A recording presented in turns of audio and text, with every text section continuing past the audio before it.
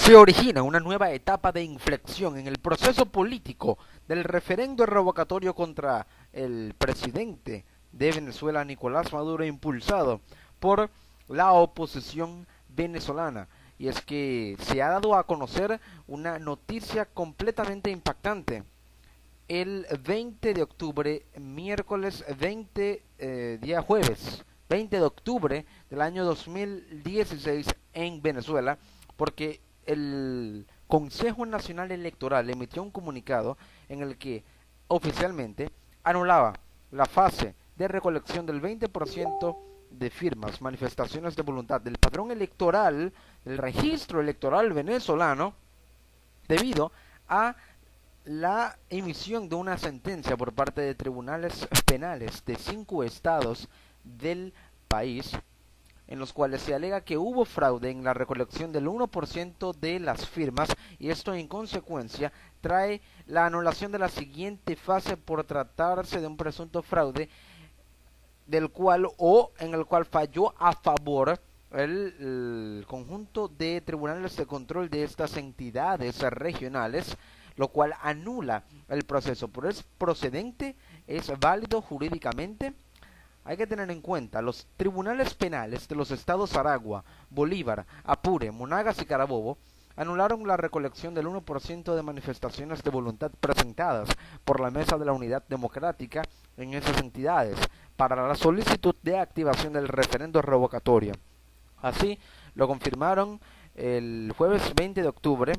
el vicepresidente del PSV, Diosdado Cabello, y los gobernadores Ramón Carrizales, Tarek El Aizami, Francisco Rangel Gómez y Francisco Ameliach, respectivamente, de Aragua, Bolívar, Apure, Monagas y Carabobo. Pero la noticia impactante o la bomba, por así decirlo, la lanzó a través de su cuenta de Twitter el gobernador de Aragua, Tarek El Aizami, a 6 días para la recolección del 20% que activaría el revocatorio presidencial. Recordemos que iniciaba o estaba prevista para iniciar el día miércoles 26 de octubre y tener continuidad por los días jueves 27 y viernes 28 de octubre. Y el funcionario aseguró que un tribunal penal del estado de Aragua anuló el proceso de recolección de firmas y ordenó reparar el fraude cometido por la MUT. Y lo que tuiteó fue lo siguiente, lo cito: admitida nuestra denuncia contra el fraude perpetrado por la MUT, se anula el proceso y se ordena cumplir con la Constitución. Un grupo de dirigentes del Partido Socialista Unido de Venezuela, encabezados y liderados por Jorge Rodríguez, introdujeron una demanda por supuesto fraude en la recolección de firmas, falsificación de identidades, aduciendo a esos delitos falsificación de identidad, entre otros, falsificación de documentos, delitos electorales que fueron integrados en una demanda que introdujo el PSV. Esta demanda fue estudiada aparentemente por el Tribunal Supremo de Justicia, y los tribunales de control de estos estados, de estos 5 estados, fallaron a favor de esas demandas en las cuales el PSV aduce y alega que hubo fraude en la recolección del 1% de manifestaciones de voluntad del registro electoral, del padrón electoral en esos estados. Pero tengamos en cuenta detalles muy importantes con respecto a este asunto, porque estos tribunales de control, son tribunales judiciales, emitieron estas sentencias y las habrían emitido a pesar de que el CNE aprobó la recolección del 1% y autorizó la segunda fase del proceso, que es el 20% de manifestaciones de voluntad. Y aquí radica el primer punto o elemento de análisis. Si el Consejo Nacional Electoral aprobó, tras previa auditoría y validación y verificación, las firmas del 1%, ¿por qué ahora alega que realmente hubo fraude y que anula los procesos del 1% en esos estados cuando los aprobó, para dar paso a la fase del 20% que también aprobó y que autorizó y programó para los días 26, 27 y 28 de octubre? Es decir, ¿por qué el Poder Electoral se contradice y anula un proceso político que aprobó por la emisión de una sentencia que apenas se dio a conocer 6 días antes de que iniciara un proceso que ya había aprobado. Es decir, el CNE, en palabras más simples, dice que hubo fraude cuando fue el ente que aprobó esas firmas a las que ahora les imputa el delito de fraude y falsificación de identidad o falsificación de identidades. Sí, esto es lo que ha sucedido en Venezuela el día jueves 20 de octubre, y esta fecha hay que remarcarla porque marca el inicio de un proceso de transición política, un proceso de inestabilidad social por el descontento que genera esta decisión, una decisión que parece tener cierto tinte de colaboracionismo, una decisión que sin duda alguna tiene un tinte político más que jurídico. Y es un tinte político porque el hecho de que el Poder Judicial y el Poder Electoral acepten una medida cautelar contra un proceso político a 6 días de que éste se lleve a cabo y que ha tenido continuidad, tiene tintes de colaboracionismo y de separación cero entre los poderes del Estado, o cero transparencia, como se le quiera llamar, entre los poderes públicos del Estado, en este caso el Estado venezolano. Pero esto deja en evidencia que hay una interconexión muy evidente entre el poder electoral y entre el poder judicial y también el poder ejecutivo. Entonces, se puede decir que el poder electoral y el poder judicial están subordinados al poder ejecutivo y actúan como brazos políticos a través de los cuales el gobierno busca compensar y llenar ese vacío de poder que lamentablemente, y digo lamentablemente porque implica un costo político el hecho de que el gobierno no quiere aceptar que perdió el control del poder legislativo para todos los venezolanos. Entonces busca llenar ese vacío al perder el poder legislativo, teniendo como brazos políticos al al poder judicial y al poder electoral. Eso es lo peligroso y es lo que genera el costo político, porque si controlas al órgano que en teoría debería hacer justicia y controlas al órgano que en teoría debería administrar transparentemente los procesos electorales, entonces puedes generar una situación en la que juegas con los tiempos políticos. Eso genera un costo político que, coartando al poder legislativo, que es el órgano contralor del poder ejecutivo, entonces generas una situación política completamente inestable, que es la que vive actualmente Venezuela. Pero a través de un comunicado publicado en su portal web, el Consejo Nacional Electoral anunció la paralización del 20% de las firmas para la realización del referendo revocatorio tras la decisión tomada por tribunales penales de anular el 1% en los estados Monagas, Apure, Aragua, Bolívar y Carabobo. Sí, y esto es lo que ha dado a conocer el Consejo Nacional Electoral en un comunicado polémico que es muy interpretable desde el punto de vista jurídico, porque es necesario entender por qué exactamente se anuló el proceso desde el punto de vista legal y si es jurídicamente procedente y válida esta sentencia y esta anulación por ende de un proceso político por parte de un órgano o de una instancia, mejor dicho, del poder judicial venezolano, e incluso cuando se podría o se puede avisorar una violación al artículo 49 con respecto al proceso, al debido proceso judicial. Entonces, estos tribunales penales realmente tienen competencia para actuar. Según el portal noticioso Efecto Cocuyo, que consultó a 2 abogados penalistas, ambos expertos señalaron que, de ser cierto, las decisiones son improcedentes. Desde el punto de vista jurídico, un juez penal no tiene competencia de ninguna manera para dictar una medida de esa naturaleza. Con un simple señalamiento no puede dictar medidas cautelares sin que se inicie una investigación previa, explicó el abogado José Luis Tamayo, pero también el profesor en Derecho Administrativo José Ignacio Hernández tuiteó lo siguiente: para aclarar, un tribunal penal no puede anular un proceso comercial, solo podría investigar supuestos delitos electorales. Pero primero leamos lo que dice el comunicado para entender realmente por qué estos argumentos pueden ser completamente ciertos y verídicos. El Poder Electoral informa al país que ha sido notificado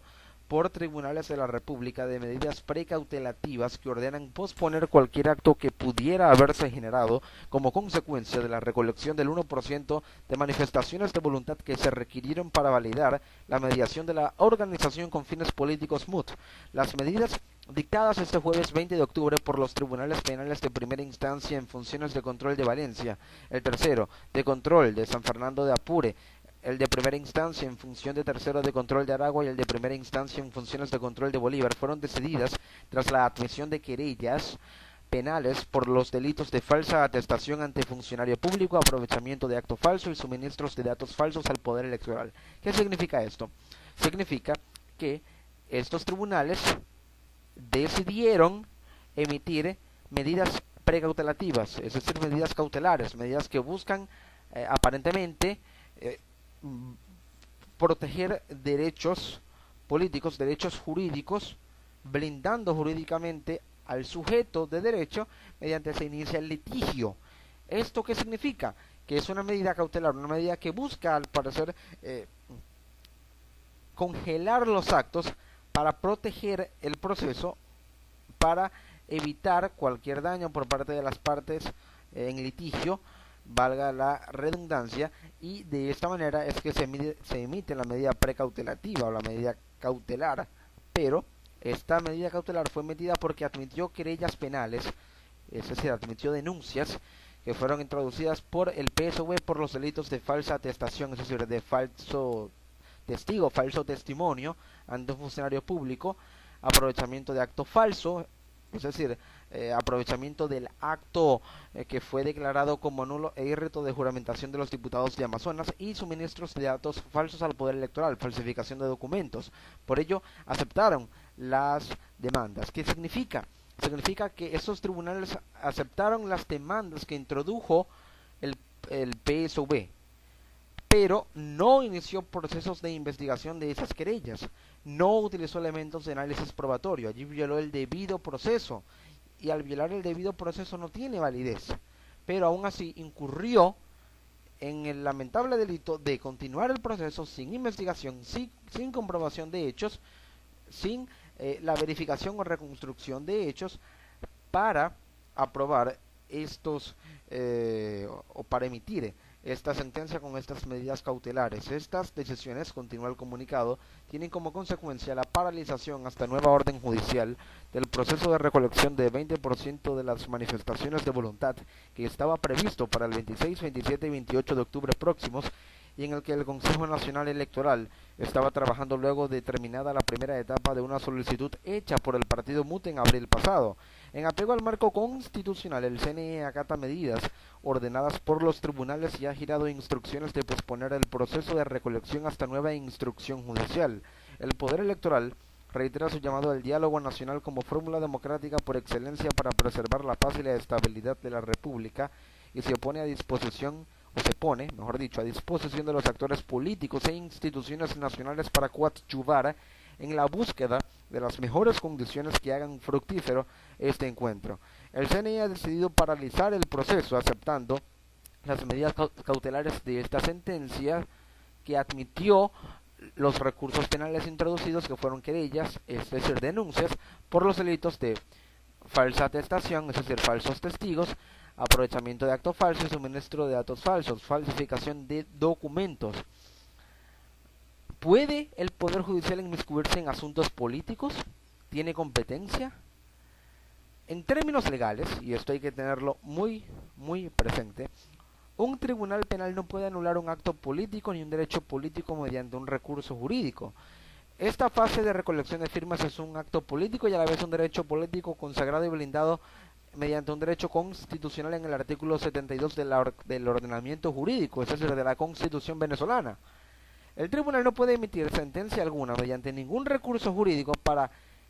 anular un derecho político ni un acto jurídico. Allí no hay sentido judicial, sino colaboracionismo. Y esto es importante entenderlo, porque no hay validez jurídica ni procedencia en este asunto que se torna muy delicado porque estos tribunales no pueden investigar, no tienen la competencia para, mejor dicho, anular procesos electorales y juzgar delitos electorales, solo pueden investigar supuestos de delitos electorales, mas no juzgarlos ni anular, por ende, procesos electorales. Entonces, es necesario determinar lo siguiente. Este conjunto de tribunales penales suspendieron la fase de recolección porque aceptaron las denuncias que introdujo el PSV por supuesto fraude. Pero esto es jurídicamente improcedente porque en términos legales un tribunal no puede anular un acto político en un derecho político mediante un recurso jurídico. Ahora le queda a la oposición la opción de apelar a la sentencia, pero ese es el primer recurso, apelar la sentencia. El otro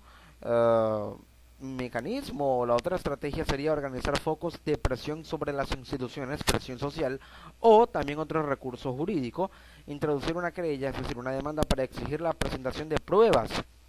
es decir, que el CNE realmente demuestre con pruebas que hubo fraude cuando no hay en el proceso de esa demanda elementos de análisis probatorio, sino que se admitió la querella y se aprobó y se emitió mediante sentencia el recurso de anulación, el recurso de medida cautelar sin previa investigación y previa previos análisis probatorios. Entonces hay que tener en cuenta que mediante esta situación podría vislumbrarse que la cúpula del gobierno concentra sus intereses en presiones sobre los gobernadores de esos estados para influir en el proceso de sus entidades. Pero los tribunales no juzgan, o los tribunales mejor dicho, juzgan actos penales, no políticos ni electorales. El Tribunal Supremo de Justicia no es competente para anular actos políticos, solo actos jurídicos. Un tribunal penal lo único que puede hacer es investigar si hubo o no delito y determinar la culpabilidad o no de un sujeto o de sujetos. Lo asevera el periodista especializado en asuntos electorales Eugenio Martínez. Ahora, según información extraoficial, habrían emitido órdenes de prohibición de salida del país contra algunos directivos de la oposición. ¿Está el gobierno venezolano iniciando un plan de contingencia en vista de que podría avecinarse una escalada de tensiones sociales en Venezuela por esta decisión, que tiene más tinte político que jurídico? La oposición tiene el recurso de la apelación o el de la calle. El primero es un recurso jurídico, el otro es un recurso sociopolítico. ¿Cuál es más necesario? Esto en respuesta a la afirmación del dirigente de Voluntad Popular, Freddy Guevara, quien asegura lo siguiente, que tienen que cumplir tienen el deber de cumplir y hacer cumplir la Constitución. Atentos todos a los llamados que haremos en unidad, dice Freddy Guevara. Pero la estrategia y la agenda de la oposición podría orientarse a preparar al país para una transición que se avisora como inminente, un estallido social.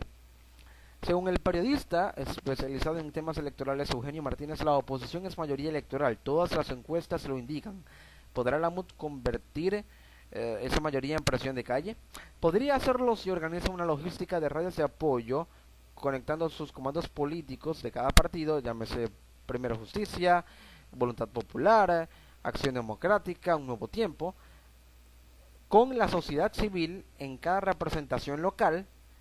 en cada sede de cada comando de cada partido que integra la MUD, para que haya una red conjunta de apoyo. Según el abogado venezolano José Vicente Aro, no puede hablarse de un fraude si el mismo CNE verificó las firmas, es decir, el CNE anula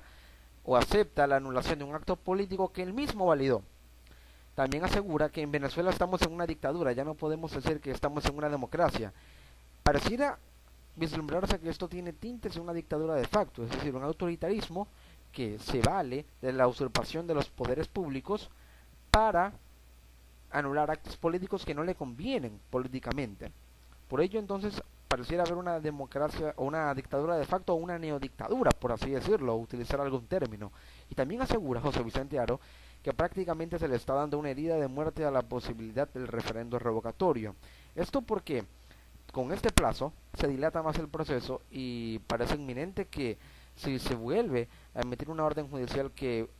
reactive el proceso, este se llevaría a cabo en diciembre. y 3 meses después, según lo estipula la Constitución como máximo, es decir, aproximadamente para el mes de marzo o finales de febrero, se daría la cita y allí vence el periodo constitucional para que se revoque el gabinete de gobierno. Se revoca el presidente, pero continúa y termina el mandato del vicepresidente designado por este, más no se da la transición de un gabinete a otro para ir a nuevas elecciones y tener un nuevo gobierno. Recordemos el plazo constitucional. Así están las cosas en Venezuela. Estas son las consecuencias, lo que ha ocurrido con la anulación del 20% de las firmas, la recolección de firmas o manifestaciones de voluntad para activar el revocatorio contra el presidente de Venezuela, Nicolás Maduro.